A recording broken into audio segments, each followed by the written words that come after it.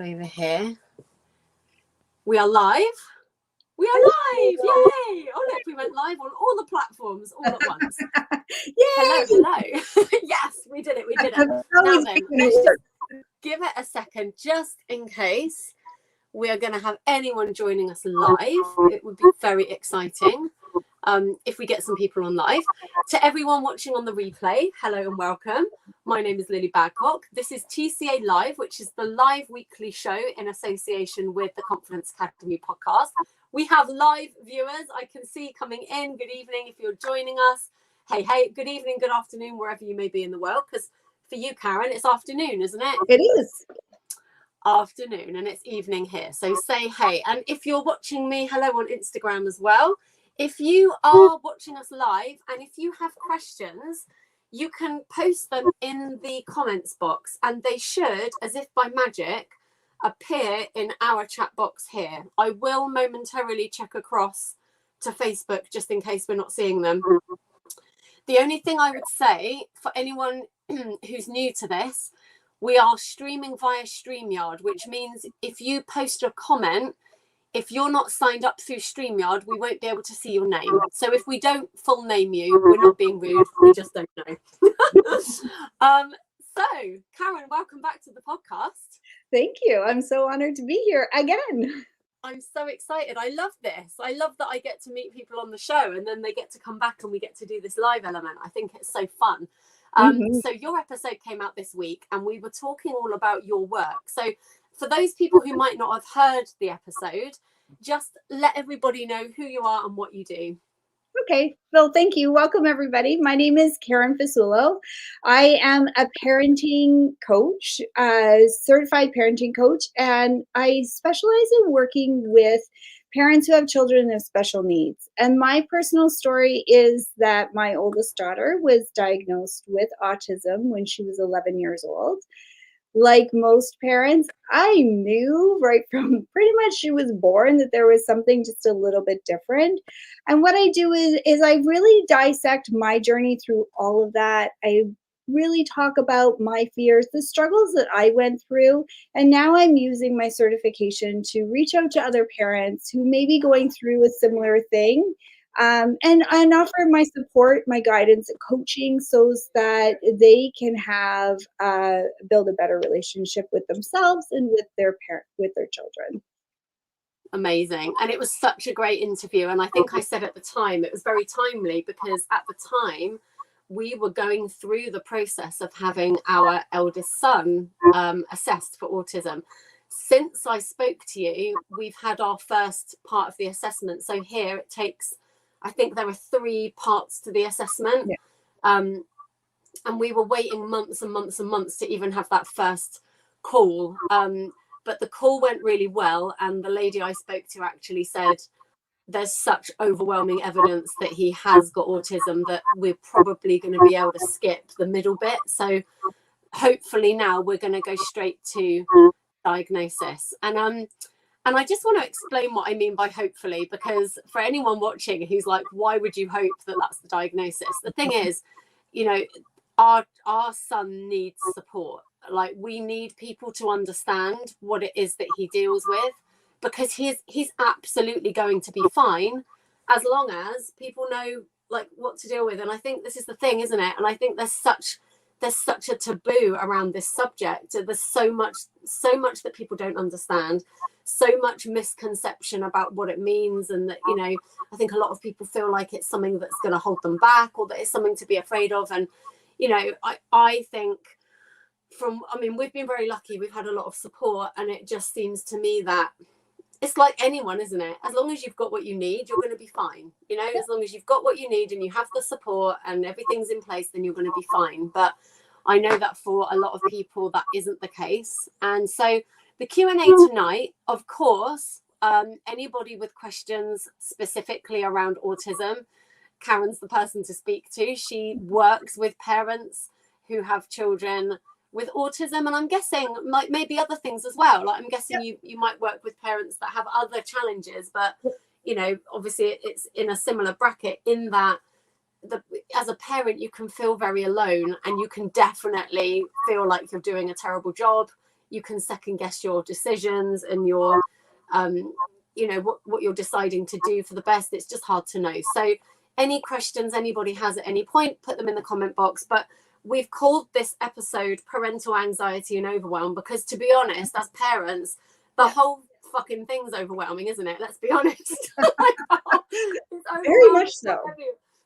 Whatever you're dealing with. And I think, you know, we covered in the episode, like I think you shared, you have a course called Breaking Through the Eye Rolls, and I actually called the episode that because I just thought it was so brilliant.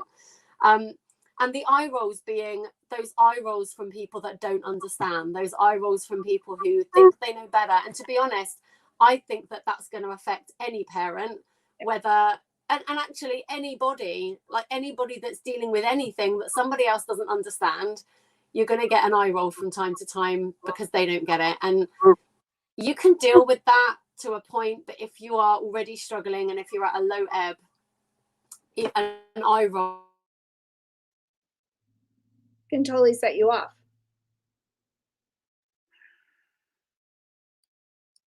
Where have we gone? Oh, back. Oh, how funny. I don't know if it's my internet. I'm so sorry. I have three children online schooling right now. No, so you're fine. sorry. No, don't worry. We all disappeared for a minute. It all went into darkness, but it's fine. We're back. Okay. We didn't lose anybody. So right. I'm just hopping over onto Facebook. I've got all the screens going. Hello, if you're watching on Instagram as well. I've got all the screens going. So just in case there are any comments coming in, hopefully I will catch them. If I don't catch them, though, don't worry. Still put your comment because we will go and review this afterwards. We can definitely come in and type in the comments. I was also going to say, Karen, I'm going to invite you to come into the Confidence Academy Facebook group, and anyone else watching, we can carry it on over there as well. So don't panic. And if you're watching on the replay, give us a hashtag replay. Let us know that you were here. And so that's that. So we're open for questions. So I'm going to kick this off, as I always do, because I think, as I said, I was in the throes of the assessment process when I spoke to you, and I suppose we're still in the throes of it, really, but we've at least gone through another stage of that. But I think my first question would be, what would you say?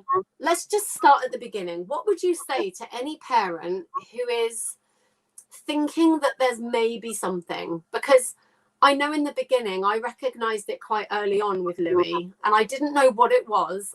I wasn't an expert. I didn't know what I was seeing, but I could just tell there was something. And I know that when I started to voice those concerns, for a start, my husband was like, no, it's fine. Like, there's nothing wrong. And even a lot of the other people that, like, especially because he was our first one, lots of people just think that you're being an overprotective mom and that you know that you're just worried about everything, which, you know, that might be true to a degree, but I think you do have that instinct and you do know. And I just couldn't put my finger on it, but I knew there was something. So what would your advice be to anybody watching who kind of is thinking there might be something and they don't really know where to go from there? Let's start there. Yeah, definitely. And my experience was exactly the same. So Jordan was my oldest, and when she wasn't meeting those milestones, like she wasn't talking, she wasn't saying mommy, daddy, milk, like all of those first little words she wasn't saying, when she had sensory issues and then started in with anxiety issues. So everybody always had a workaround. Right. So when I brought those issues up to the doctors in those appointments, they were like, well, you know, it could be this or could be that. Maybe, you know, you're a first time mom, you're overthinking everything. But the same as you, I had that feeling inside, like, wait a second here. No, because I have friends who have children, and no, everybody learns at their own pace, but still there was just something that just didn't sit right. And I kept going and I kept talking to the doctors about it. So they sent me to speech and language therapy, where I learned how to communicate with my child. So I learned how to say something, but then wait. So that was really, really helpful. And eventually she did meet all those milestones. So it really, so I was really taught to question my own intuition around my daughter, which I think that a lot of parents that really are going through this, that happens, right? So, and especially, so we're talking, for me, this was 9 years ago. And the autism diagnosis really was not something that was that well known, and especially not in girls, because girls display very differently than boys. And there's no, still even to this day, there's not a lot of information around girls in autism.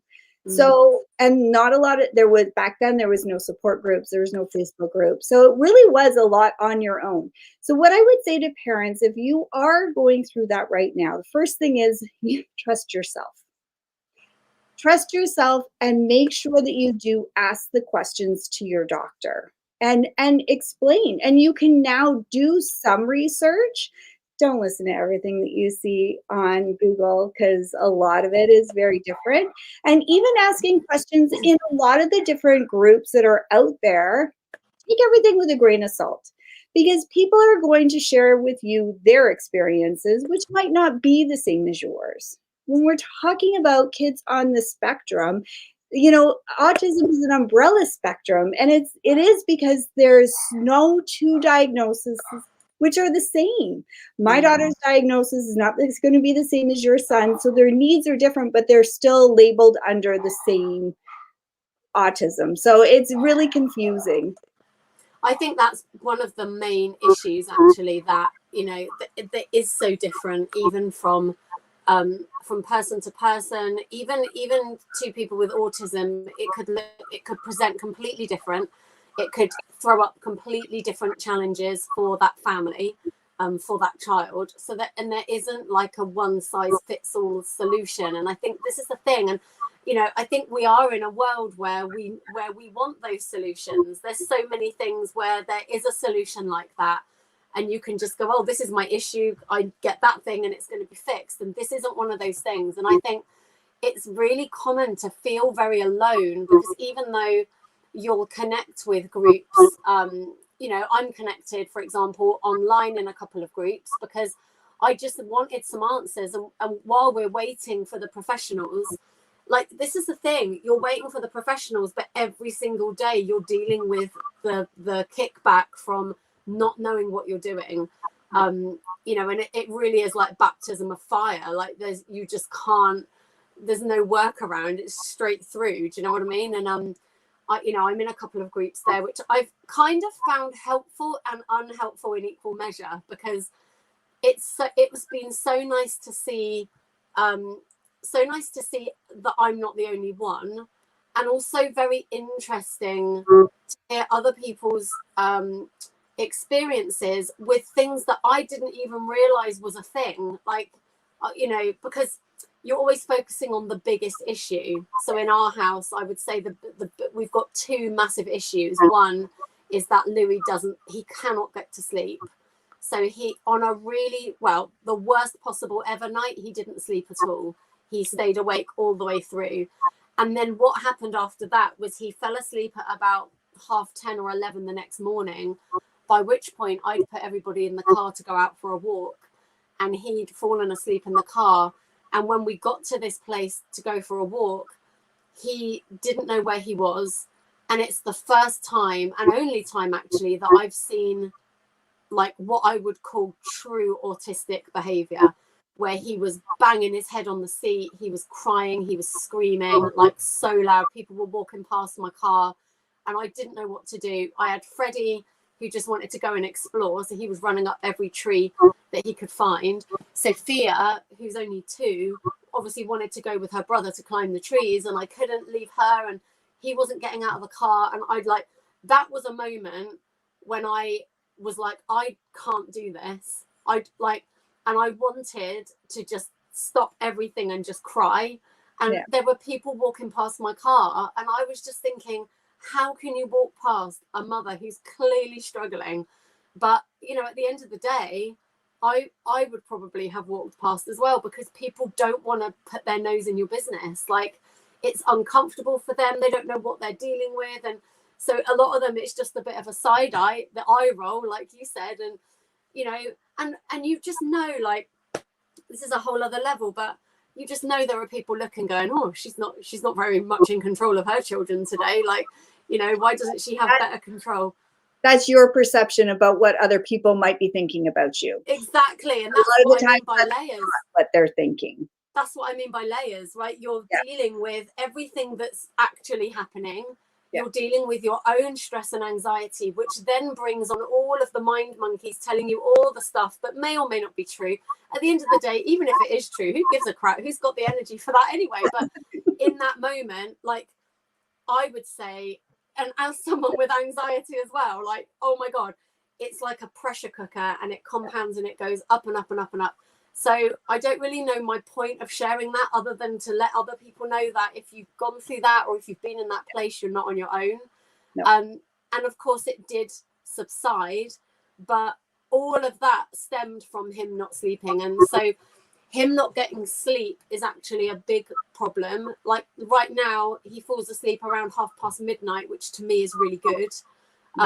Of course, it's still way too late, but it was around 3:30. So, you know, we're kind of dialing it back, but there's no immediate help for that. And, you know, and here's the other thing I found as well. A lot of the advice hasn't worked for us. So what works for others, what you were just saying, what works for some people isn't going to work for you. And so I think a lot of the time you're not on your own. Like, you're never on your own, but it can feel like you are, because even in a group of other people with autistic children, their issues might be very different. Another big issue we deal with is his food. He just doesn't eat anything really.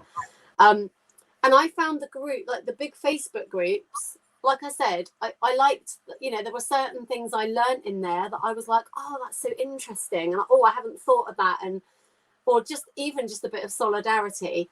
But then on the other hand, what I do find in those groups, and I found the same with anxiety groups, is there's a lot of, dare I say it, woe is me going on. And I'm not begrudging people that, because like, where do you, like, if you have nowhere to vent, maybe that's where you vent. But I personally don't find value in that, because then it just becomes a whole pile of everybody struggling. It's like going out on a raft and the raft sinks, and then sending out another bunch of people to help who don't have a raft either. Do you know what I mean? And then everyone's just like, oh, it's crap. So I want to go a bit along those lines for a minute, because there are so many people, and I know personally from own experience and from other people I know, that there are a lot of people right now who are feeling really helpless. They're feeling very unheard. They're feeling not connected. They're having to go through the motions every single day, not knowing what they're doing, not knowing if what they're doing is helping or hindering. It's affecting their mental health as a result. Do you have any advice for anybody that's feeling in that situation right now? Okay, number one, just be kind to yourself. You are not alone. You are not in a normal situation. The whole world is not in a normal situation. So everything, regardless of where you live right now, things are different.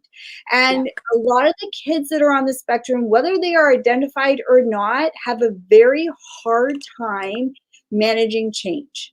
Even after they've been identified and what they consider to be able to be living a fairly, you know, successful life. My daughter, who is now 19, is able to really live. She's in college. She's able to keep up with her studies. She's able to manage herself, has a very hard time managing change. So this is something that that'll throw her off. And then we have to go, wait a second, okay, what do we need to do? So be very mindful of that, and be kind to yourself about that. And really, when you are, so the questions that I started asking was, what do I need right now? And what do you need right now? So I would ask my daughter, how can I support you through this right now? I can see that there is a problem. You are not feeling, whether she's starting to have an anxiety attack, whether she's, you know, not able to settle, and she's oversensitized. So what do you need right now in order to be able to feel better? Because a lot of the times, especially when the kids are young and they're just learning about all of this, and you're just learning about all of this, it's so many unknowns that how can I help you? And a lot of times she'll just be like, I don't know, I just need to be left alone. Okay, there you go. Or she's like, we need to breathe. And that's something that I talk a lot. And even with my two other daughters who are not on the spectrum, we do a lot. Like whenever anybody is starting to feel a little bit of that anxiety, a little bit of that overwhelm, we do belly breaths, you know, and that just really, really, there's so much scientific proof the belly breaths does so much for just to be able to calm yourself down. Because whether you're in like an autistic, whether they're having a meltdown, the meltdowns come from not being able to express their feelings, not being able to articulate how they're feeling, and it's built up and it's pent up, and then all of a sudden they just have a complete meltdown. So being able to calm that down, so belly breaths, giving yourself a break. Sometimes you just need to walk away. The most important thing is for you to try to stay calm, because they also, a lot of kids on the spectrum are really, really sensitive to other people's energies and emotions. My daughter is the first one to say to me when she knows when I'm not always like in a great mood or I'm feeling bad or stressed. She's the one that comes up to me and she's like, Mom, are you okay? Like I sense there's something not right. So they do, and she's older, she can now talk to me about that. But when she was younger, she just was like, Mom's not right, so something's wrong, and that triggered a lot inside of her. So because you're the safe space, I suppose. Like you're the constant, which is why they all have a meltdown when they come out of school, isn't it, or out of any place they've been. Like Louis masks extremely well, to the point where I think that's why it's taken this long to even get anybody to say that anything's wrong, because he would get into an appointment and he can just turn it on just like that, which I think is something we all have the ability of doing. You know, I felt a bit like that actually with my anxiety diagnosis, because they sent me for CBT. Well, I know that stuff. I studied mindset and stuff, so I knew what to say to get me out of the room, but didn't necessarily help me. I definitely had a massive meltdown after that, because then I wasn't getting the support. You've touched a little bit on the fact that you have other children as well who are not on the spectrum, and I want to go there now, because I know that brings like a whole other level of struggle, because then, like I find with ours, we're constantly trying to explain why we have to deal with things this way for that person and a different way for the other person. So how would you advise that people approach that if they are in a household with multiple children? Do you think it's best to conceal what's happening, or do you think it's best to have that conversation? And is there a right age to do that, or what would you say? I would definitely have that conversation, because and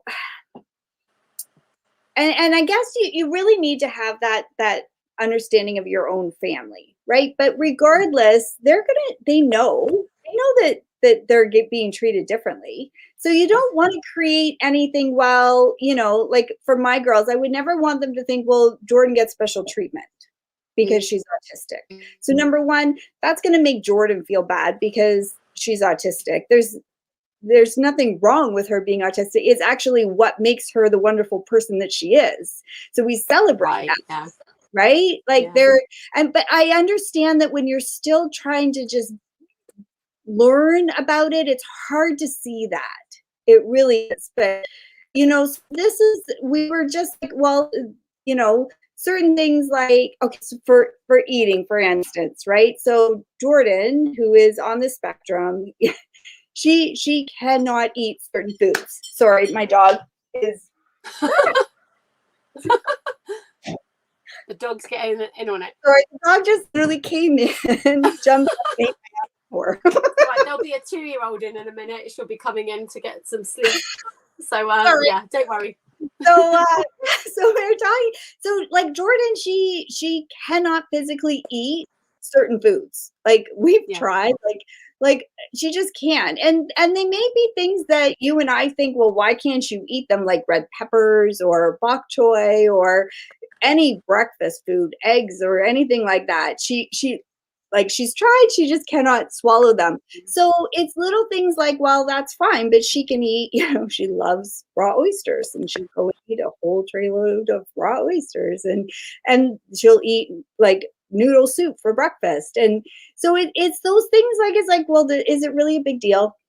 No, it's not. Yeah. Because what she likes, there's foods that I don't like. There's foods that all the kids don't like. So it's learning acceptance. It's learning acceptance for who they are, as opposed to, well, they can't do that because they're like autistic, or they can't do that because, or they get special treatment. So, and we learned that right from, well, my daughter was diagnosed at 11. Mm. So my other children were 9 and 6. So that's just the way that it is. We can't pick up and just go somewhere because Jordan wasn't prepared. And by doing that was going to cause a lot of stress and anxiety. And then she walks really, really slow. So we know that it's not going to help. So we had to sort of change our way of doing things, but it was never in a negative way. And I think that is the important part. It was in an acceptance way. I love that, because I think that's actually amazing advice, whatever it is you're dealing with, because actually everybody's different. Everybody's got their own needs, their own, and again, something that will work for one person wouldn't work for another. And I think I loved what you've shared in the episode about, it was around acceptance and about letting go of, I can't remember how you worded it, but it was something like, I had to let go of the experience I thought I was going to have as a parent, and instead accept what I was going to have. And I think actually, I do think that's relevant for parents anyway. We get painted this picture because you watch a few movies and read a few books or whatever. And I think there's a lot of pressure anyway on parents to be doing it a certain way. And, that you're supposed to parent your kids a certain way and teach food a certain way and have this behavior and whatnot. And at the end of the day, you have to do what is right for you. And I really think picking your battles that's been a game changer for us over here. And I found it quite difficult in the beginning, because I am someone who, I have to know what I'm going into. So when I was pregnant, I was reading all of those books, like the books they give you in your appointment that most people just, sort of skim through. I read cover to cover because that's what I'm like. It's like, I have to have the information. I have to know what I'm going into. There's a bit of a joke between my friends, but whenever we go to a theme park, I will give them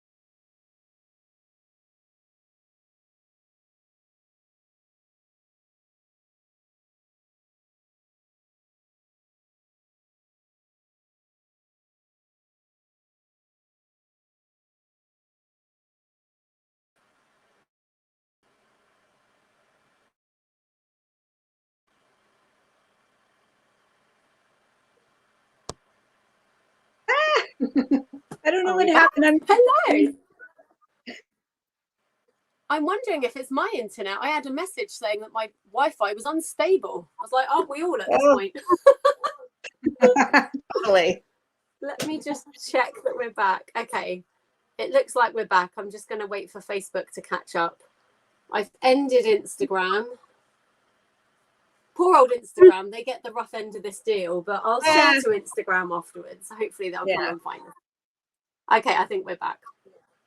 So yeah, I was just saying, like, when I'm at a theme park, I'm the one that knows all the things about the roller coaster. I know how fast we're going. I know how many flips it's got, how many upside down bits, how tall it is, you know, how many drops. And I mean, you know, it's things like that.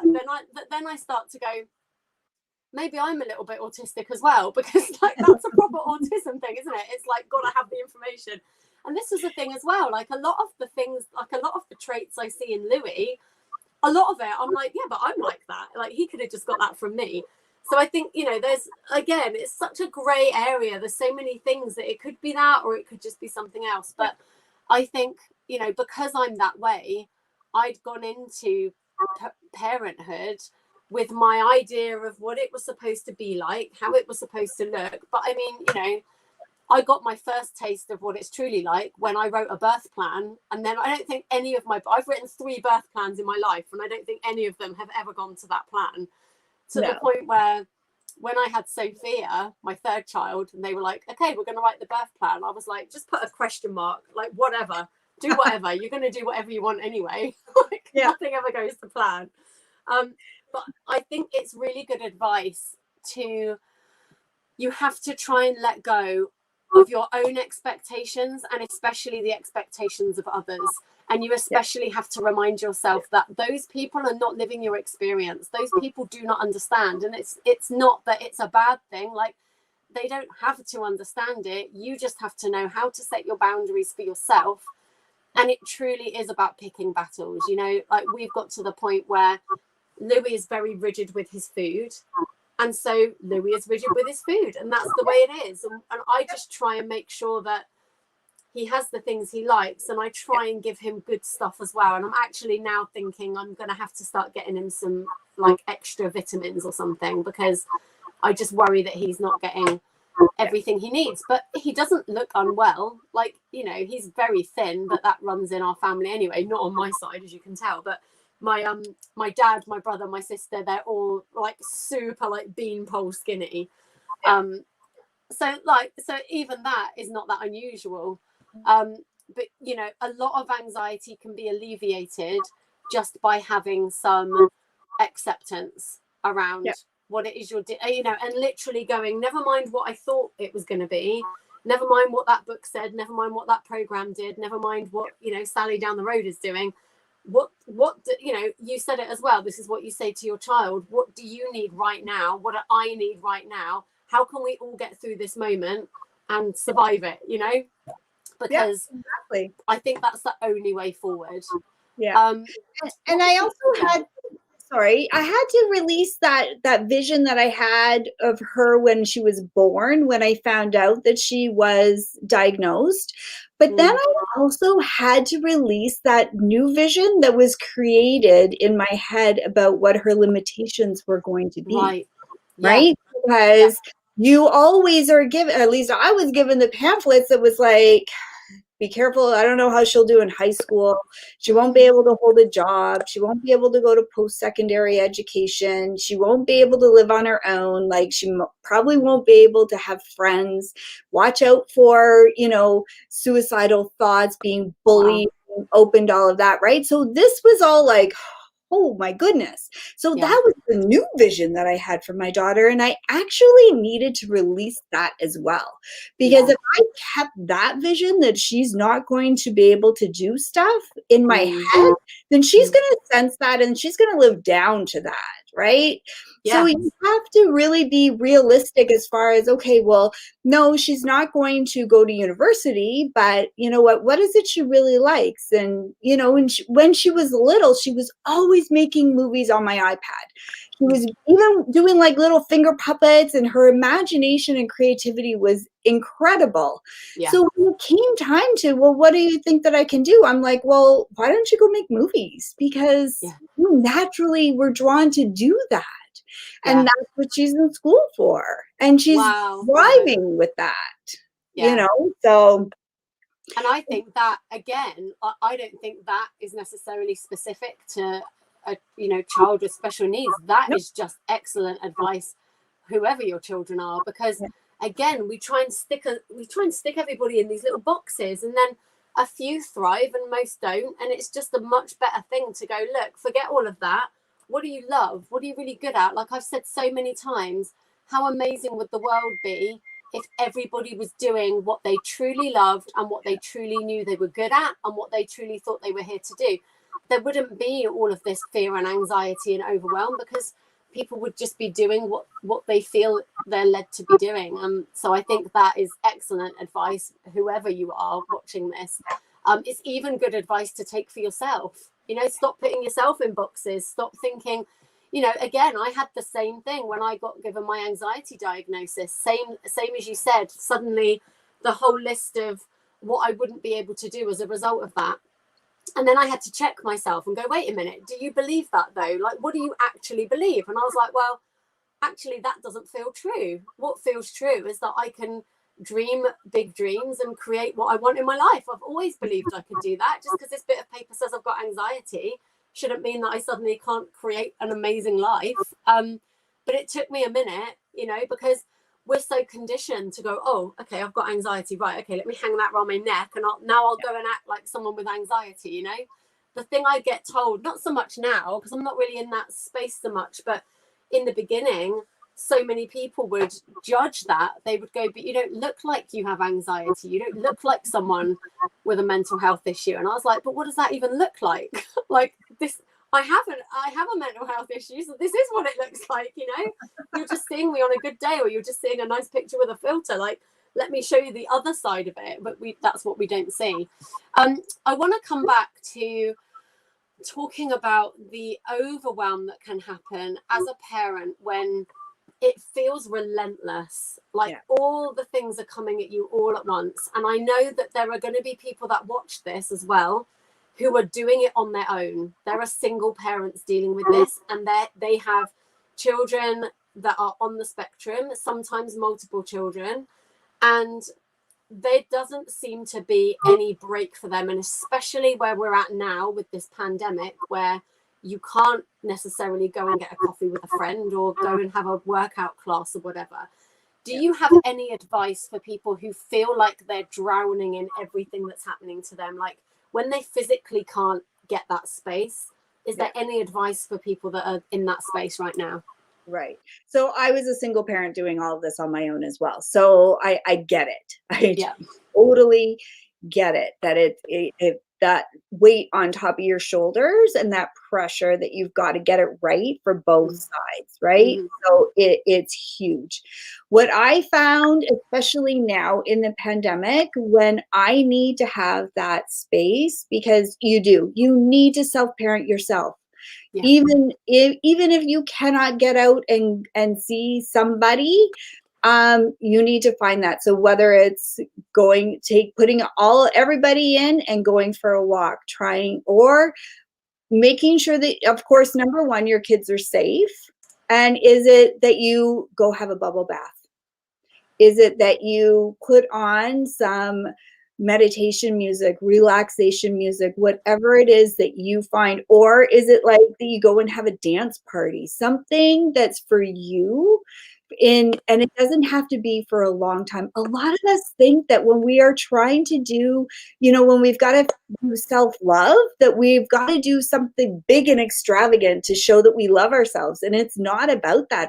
Self-love is actually those little tiny things that we do. Is it that I'm going to actually have my cup of tea or have my coffee and read my book for 10 minutes? And whatever is happening, as long as it's safe. We don't need to change over the washing. We don't need to empty the dishwasher. If our kids are, having a spat and it's not crazy, then we still can take that time for ourselves. Or is it, prioritize 5 minutes. A 5-minute reset within ourselves can make a world of difference. And that, when you're feeling that and you're in that moment where it's so hard and you don't know what you're going to do that. I used to give myself timeouts. I used to go and sit myself on the bottom step and I would cry. And my kids would be like, what's the matter? I'm like, mommy's on a timeout right now. I need to be alone. Yeah. Just go. Right. And they were like, okay. And that gave me that, I needed to get it out. And then I would be like, all right, let's go. What is it? What's the problem? How do we need to solve this? What do you need from me? And I love that. Back inside of me that I could then give. You know, it's the same thing that they tell you on the airplane, right? You got to put your oxygen mask on first. Yeah. And especially right now, especially if you're a single mom, and especially with your kids that need you to be you. So you need to figure that out, find out what that is. Me, meditation is being something that's been a godsend and a savior in my life. And it doesn't have to be for very long. And there's great 5-minute, 10-minute reset meditations on YouTube that is free, that you can just sit down and just relax. I love that. I think it's the same thing, isn't it? It's letting go of, first of all, letting go of what you think self-care has to look like. It doesn't have to be a half day in a spa, although that would be lovely. You can just get those little pockets of time. If that's all you've got, then grab that, and again, it's about letting go of the idea of what you think it should be, and instead working with what you've got. And I think that's excellent advice, and I've definitely done that myself. In fact, I think I read that in a book somewhere. It was like, if as a new mum you're feeling overwhelmed, just go to another room. If your child is safe and they're secure, just go and take some deep breaths. Like you've already said it, but breathing is it's like magic elixir. It really is. It can reset your heart rate. It can just calm you down. And that, it sounds silly, but even that can make the difference between completely thinking you can't cope and realizing that you can cope. It doesn't mean that it suddenly isn't tough anymore. It might still feel tough, but instead of feeling like you don't have control of it, you'll be like, okay, got a second win. Let's go back in. And of course, it's true to say that challenges come, but it's never the same. It's never at that level of intensity forever. So you've just got to get through that moment. You don't have to worry about when the next one's coming. It's a bit like waves. Like, sure, you'll get hit again, and if you're having a bad day or a bad week, it might feel like those waves are coming and coming and coming. But there are still moments there are still gaps in between, and it's about utilizing those gaps well, and just closing your eyes and taking a deep breath. Like even that just brings you into yourself just for a second. I know when I was going down that rabbit hole, and I would start like, oh, this is awful. Why is my life like this? And what did I do to deserve, this? And where is this going? And when you get beat up on yourself, it is 10 times worse. Yeah. It really is 10 times worse. And we all go there. We all can. No matter what. And that doesn't stop. Even, me right now, that I have moments where I can go down that rabbit hole, and then I'm like, wait a minute here. That's not serving me. That's not serving me. That's not serving my kids. And it's just making us all even more miserable. So what do I need to do right now to help me? Yeah. I think I absolutely agree with that as well. And I think you can't always help going down that rabbit hole, but there will come a point of awareness where you're in the hole, and that's when you can go, okay, maybe I'll climb out the hole now. Like this is just another level that I don't need to be dealing with. And the thing is, like, you're allowed your feelings, you're allowed to feel frustration, you're allowed to have those fears, but I would suggest channeling that somewhere. So that's why I like to journal. So you mentioned meditation. For me, I think my meditation is singing. I sing wherever I can. And I wanted to pick up on this point as well, because some of that advice you just gave is perfect advice, because it enables your child to see you coping that way as well. And your children are always mimicking what you're doing. Like even as they get older, they're still watching you. And if you are demonstrating that in a moment, this is how I take care of myself, then they will emulate that, and it really will start serving everybody. So the other thing I was going to say was finding ways to get them involved in it as well, which is why, you know, singing, I love to sing. Unfortunately, my children don't enjoy that. They tell me I'm rubbish and put their fingers in their ears, and I'm like, do you even know who I am? Like, people paid a lot of money to hear me sing. How very dare you? But, you know, that's just the kid thing, isn't it? But, you know, I will often do that. And, you know, I will make doing the washing up an act of self-care, because I'll put my favorite music on. I'll have a glass of wine or like my favorite drink. And I even make that a moment for myself, because it has to be done at times, but it doesn't have to be done from a stressful place. It can be done, you can make it least stressful, like less stressful. And I think, you know, it is about sprinkling. I say this to everybody about everything. It's finding what you love. Ask yourself, what do you love? And I think if you've been under a lot of pressure, you might not have asked yourself that for a while. You might have forgotten that you love to sing, or that you love to dance, or whatever. So get yourself back to that and try and sprinkle a little bit of that into your day somewhere, even if it's for 5 minutes in the car or whatever it may be. And definitely pick your battles. Like, there are going to be some absolute humdingers that you're going to it's going to take all your energy. So those little ones, like, they won't eat a piece of lettuce. Like, so what? Just because all the books say they should be eating it, like, who gives a shit? Like, my thing now is I'm just trying to get through my day with as little stress as possible. So where's the, like, the path of least resistance? Like, what is the path of least resistance that's going to get me to the minimum stress levels? I'm doing that, whatever that looks like, you know? And that's it. And once you're living in that space and everything's okay, and then, but there's a fine line, right? Between, are they taking advantage of the situation, right? So there are definitely rules, and there is respect that's needed to be on both sides. And so this is where, I mean, we can have a whole other chat about, you know, about parenting and how, you know, what's being brought down from generation to generation to generation, right? So, but there is that, exactly what you said. They are learning from you. So you need to set that standard. So the way that you speak, the words that are saying, you know, the way that you behave, you can't act one way and then expect your children to act a different way. Like, gone are the days where do what I say, not what I do, right? Which I know I heard when I was growing up. So that is just not accepted in today's society, because kids are more aware, right? And we're more aware that didn't feel very good. So make sure that you are acting in a way that you do want your kids to behave as well. So when it comes to meals, we make our meal together. We make sure that there is something there that everybody likes and eats. And then we pick and choose. We don't sit there and make them eat their dinner until it's fully done. Like, creating positive habits around all of that. We all clean up together. We don't, you know, I don't tolerate disrespectful language, and I don't use disrespectful language, right? So it goes both ways, and that's really, really important. And when I'm having a panic attack, when I'm having, like, when I've had enough and I'm just really upset, I will say to them, I've had enough. I'm gonna explode. The fireworks are gonna come. I need a moment.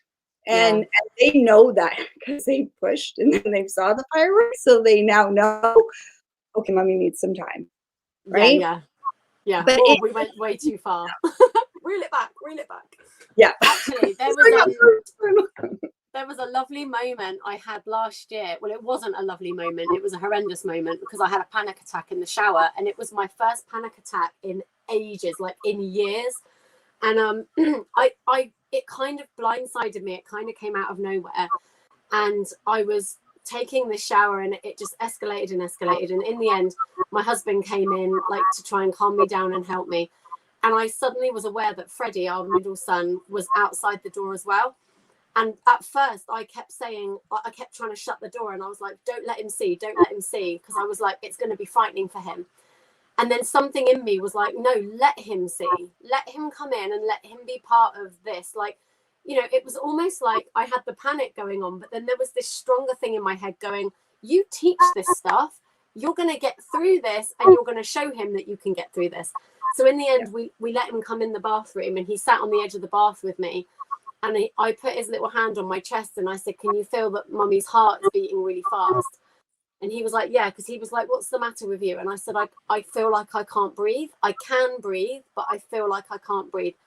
And I just said, mummy needs to breathe. Can you help me? So I had his little hand here, and then I had my hand on his. And I just did breathing with him. I was like, breathing in, breathing out. And at first, I couldn't even breathe out because I was still having the attack. But he was doing it. And then in the end, I started to breathe as well. And I was like, see, your mummy's superhero. You've just helped me. You've helped me breathe when I couldn't breathe. And hopefully I made it. I turned what was a terrifying experience into something empowering for him. And then not only was it that he knew then that he could look after me, but he could also do that for himself. You know, any time that he was getting het up or stressed or anything, then he had that, like that little superpower. And it is a superpower, but it's so simple and it's so powerful. You've just got to breathe. That's all you have to do. That's all you ever have to do. Anything else is a bonus, you know? And so it might not always be appropriate to have your kids be part of that, but in that moment it felt like it was. And yeah, it became a really beautiful moment. It was a nice thing. And so I think, you know, being a parent is just like, it's a beautiful journey and the toughest job you'll ever do, because there's no way to train for it. Like, there is no boot camp, there's no manual. Even the ones that have been written don't apply. Like, especially if you have a child on the spectrum, those manuals that were written all get thrown out the window, right? And that's exactly the point. It's letting go of that vision, but also letting go of that box. It's like, that is not going to work for us. And it's, you know, having the balls to say that actually doesn't work for us. Like, I've had to say that even to doctors, like with the sleep. They're like, oh, you know, just reduce his screen time. That doesn't work for him. The screen time is what calms him down. When I took the screen away, he lost his shit completely. Like, do you know what I mean? So I was like, but you know, we're constantly battling, I think, with the like you said, perceived judgments of others, and you just have to get past that, because number one, you don't know what people are thinking, and number two, what other people think of you is none of your business. You have to know that you're doing a good job for yourself. You need to find the places and the people that you can do this all on again. Oh, we're back. Oh, I think it's my internet. I don't know what it is. But yeah, there's no need to do it alone. It's about finding the platforms and the people that can offer you the support that you need.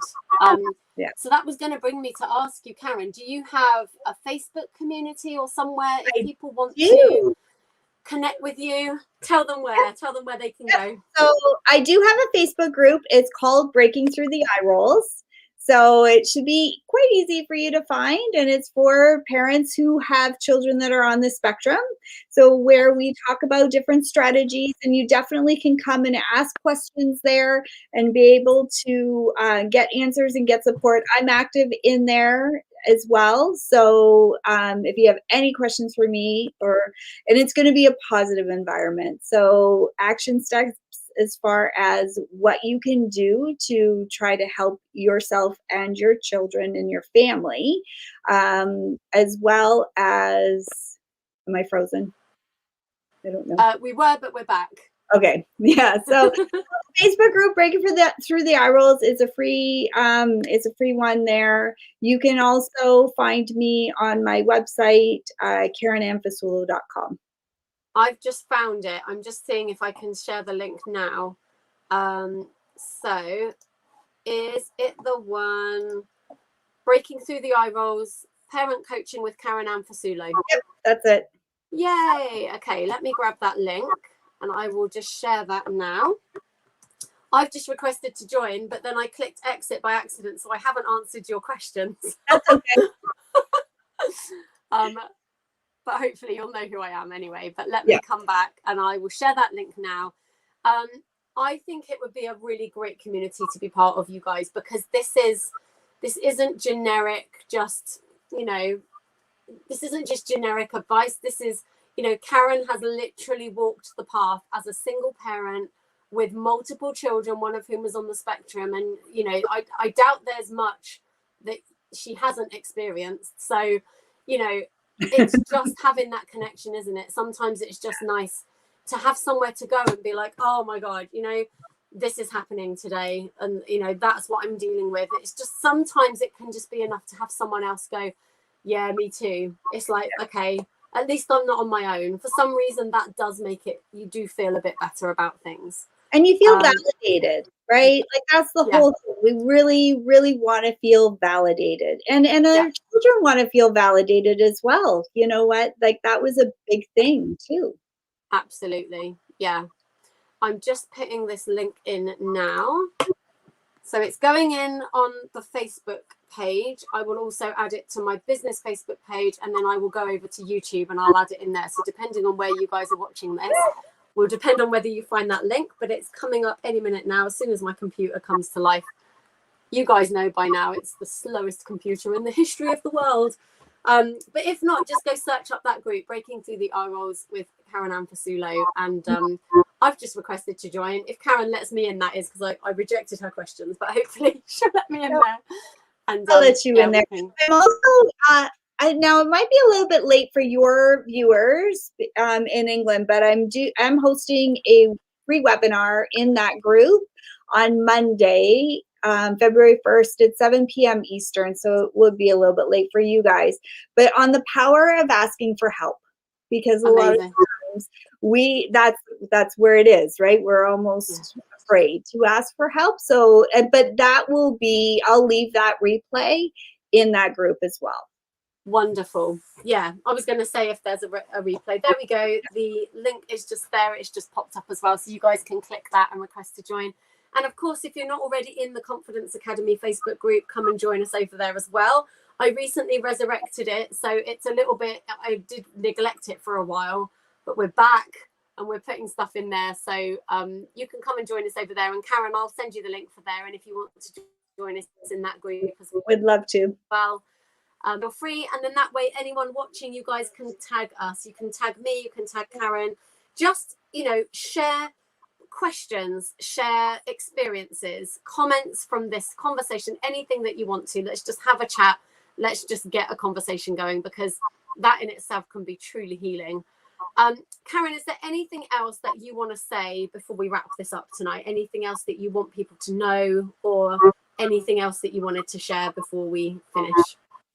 Just basically, it's really just be kind to yourself. Really, you're not alone. We are all in especially this time, things are crazy. But if you are going through, you know, your child just being diagnosed, going in the middle of the process, or being there for quite some time and things are different now, you know, be kind to yourself. Reach out for the right support. Reach out to people like yourself, or even reach out to me, and we'll be able to work together, build that village, and don't try to do it alone, because it's better when there's other people there.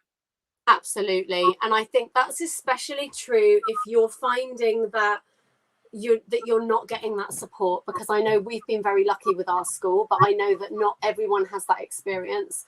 And so it's about recognizing that if you've gone down one route and the help isn't there, the help will be somewhere else. And I think being in a group like Karen's and getting yourself into these communities opens those doors up, because somebody else will go, oh, well, I tried this, or I found, you know, there's so many charities for all the different elements. Like I've been put onto a sleep charity now, which is going to help us hopefully with that until we can get the medication that he needs to help him. So absolutely. And, you know, definitely check out that webinar on Monday as well. If you're not a night owl like me, then you can get the replay. And that is in Karen's Facebook group, which I've just put the link for in the comments. So make sure that you join us there. Karen, thank you so much for being here again. Thank you. I love your community. You are so awesome to be a part of. I can't wait for all your other new guests that you're going to have on your podcast soon. Jason Momoa. Just saying. Yeah. Hashtag, I've thought of a few hashtags. We've got hashtag manifest Momoa. We've got hashtag Jason come to me. We need to get these trending. But yeah, it's Yes. he'd be very lucky to be on this podcast. It's an amazing podcast. It is. And he'd be safe. I can't lick his face on screen. Like, he'd be completely safe. I could just chat to him. If you guys don't know what I'm talking about, you need to go and watch my live stream from yesterday. It's on my Facebook page. But, you know, anyone that knows me knows I love Jason Momoa. And I decided that I was going to get Jason Momoa onto the podcast. And it escalated very quickly. And there have been some amazing connections. I've met someone that walked their dog with him. Somebody else's friend works with him at the moment on set somewhere. There's all kinds of connections coming up. So I think Gabrielle Bernstein calls that driftwood, doesn't she? When you start seeing the signs of what you might be manifesting. So I even got friend requested on Instagram by a Jason Momoa lookalike. That is driftwood at its finest, for sure. I had to double check. I was like, is it him? Oh, no, it's not him. No, it's not. It wasn't quite as exciting, but he was a good looking dude, so it's fine. So anyway, guys, thank you for joining us. As well, if you're watching this on the replay and you still have questions, you can still post them below or jump into either of our Facebook groups and ask them in there. We will be happy to answer them. And please, please, please share this live stream with anybody you know that's going through that scenario or something like it. If you think it will help, please share it. And I'll be back next Thursday with another guest. Of course, and there'll be another episode out on Monday on the podcast as well. So make sure that you are subscribed. Just before I go, I want to let you know that I created a free workshop for you guys that you can get. If I'm really clever, I will grab the link right now. Let's see if I can do this. I didn't manage it yesterday. Multitasking is not my friend. But it's basically called the Ultimate Mindset Reset. So in fact, it would go very well along this conversation we were having tonight. If you are facing anything that feels too much, the Ultimate Mindset Reset will give you the tools to be able to shift your perception. Because we can't always change the reality, but we can always see it through a different lens. And it's a free workshop. So if you go to lilybadcock.com, you can grab your copy there. It's actually an opt-in right at the top of the page. And just to help you out, I'm also going to grab the link for you here as well. And I'll pop that below in a minute. But that is a free workshop. You'll get onto the dashboard. It's about an hour long. It'll change your life, y'all. So go and get it. So anyway, thank you for being here. Karen, thank you again for your time. And confidence is yours as soon as you choose it, guys. Don't forget that. I'll be back next week. Sending lots of love. Oh, I thought I was on the laptop and I'm on the iPad. So slick, Lil. So slick. See you later.